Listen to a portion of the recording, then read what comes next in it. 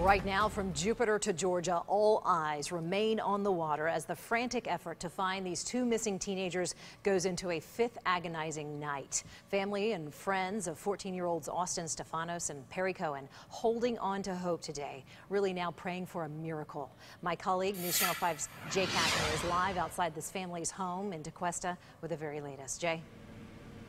Shannon, the families here in Tequesta remain very hopeful tonight that the boys are alive and that they will be found. They count every hour as a blessing as the Coast Guard continues its massive search. The Coast Guard telling us that search will continue throughout the night tonight and into the morning. Again, they're focusing efforts off the coast of southern Georgia right now, from the Florida-Georgia line all the way up to Savannah, Georgia. We have live team coverage on this still developing story, from all the new developments from the Coast Guard station down in Miami to non-traditional methods being used to find Perry and Austin. Also, we're looking into the safe boating techniques being taught to young people today.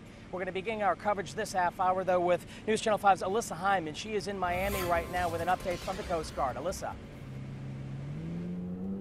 Jay, the Coast Guard has been actively searching for these boys for 5 days now, but because of all the resources they have been putting into this search, officials say it equates to 16 days of searching, but still no luck. And now they're at a crucial point where they have to decide when they have to pull those resources back. Now, the search is now focused on 100 miles east of the Florida-Georgia line. Now, last we heard, the Coast Guard has executed more than 39 search patterns covering more than 31,000 square nautical miles. At one point earlier today, a white cooler had been spotted off the coast of Brunswick. Turns out that cooler did not belong to Austin and Perry and was actually unrelated to this search. Now, the Coast Guard told us yesterday at some point someone could survive potentially up to 5 days in these waters. Well, we're at that 5-day point, and the survival rate is going down according to the Coast Guard, and the Coast Guard says they have to start considering when to suspend the search.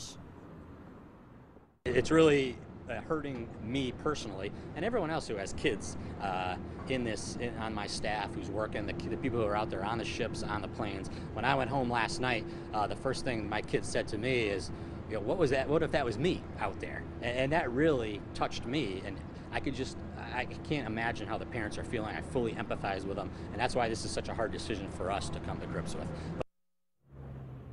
Now, last we heard, the Coast Guard said they have about 4 Coast Guard cutters in the water searching, along with several other smaller vessels, along with 2 aircrafts searching right now.